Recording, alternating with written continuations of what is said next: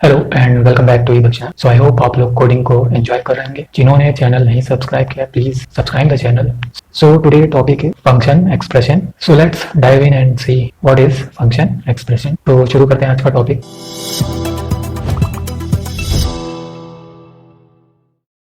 सो see sometimes हमें ऐसे function की जरूरत होती है at a moment invoke हो and do their part of work, and so in that case we use function expression. So here is the theory of function expression. An expression that is used middle of our code. Okay, now let us see the example for this, तो और clear हो जाएगा।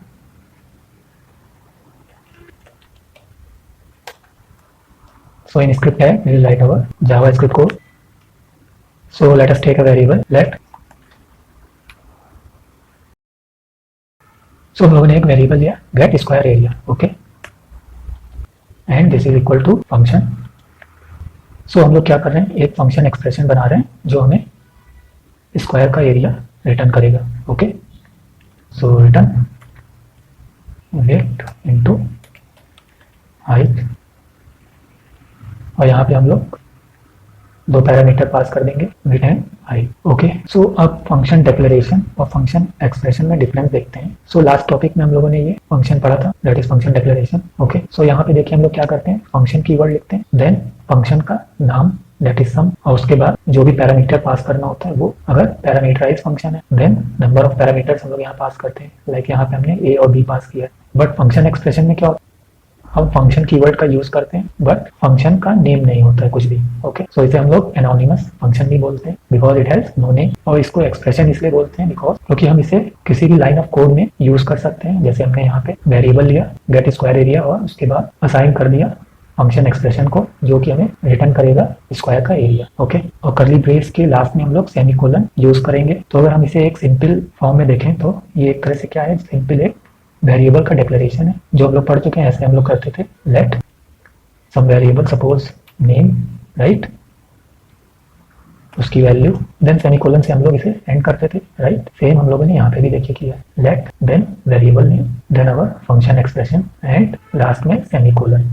So function expression is just a kind of declaring a variable which will return us some value, okay। अगर basic form में देखें then function is just a value and we can perform different action on those values, okay। So line number 10 बस ये समझाने के लिए किया है मैंने कि जिस तरह हम लोग वेरिएबल को डिक्लेयर करते हैं सेम वे में हम लोग फंक्शन एक्सप्रेशन को रिप्रेजेंट करते हैं, ओके।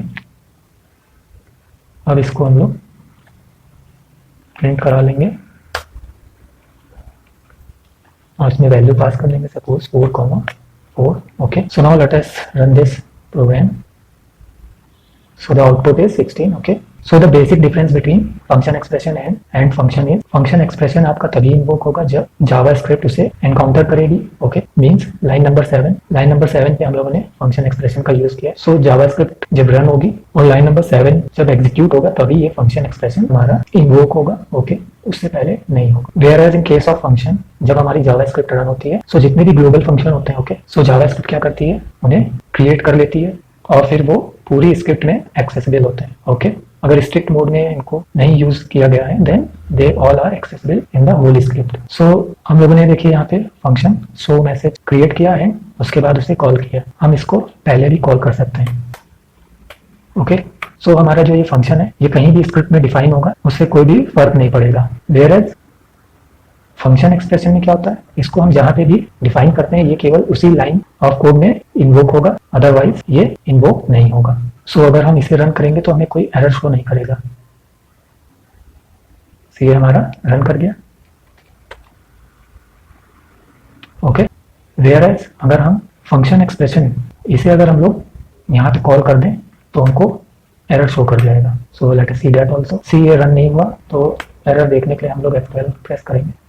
सी uncaught reference error cannot access lexical declaration get square area before initialization, right। सो क्या हुआ, जो JavaScript है उसे इसका इनिशियलाइजेशन नहीं मिल रहा गेट स्क्वायर एरिया का, क्योंकि ये लाइन नंबर 7 पे हम लोगों ने इनिशियलाइज किया और उसे कॉल हम लोगों ने पहले ही कर दिया। वेयर एज फंक्शन में हमको एरर शो नहीं किया बिकॉज ये ग्लोबली डिफाइन होता है। सो लाइन नंबर 2 पे भी अगर हम लोगों ने शो मैसेज को कॉल कर लिया था तो एरर शो नहीं किया, लेकिन फंक्शन एक्सप्रेशन इस तरह से वर्क नहीं करेगा। ओके, सो ये डिफरेंस है इन दोनों के बीच में। So I hope function expression clear हुआ होगा आप लोगों को। सो मिलते हैं नेक्स्ट ट्यूटोरियल्स में। Thank you.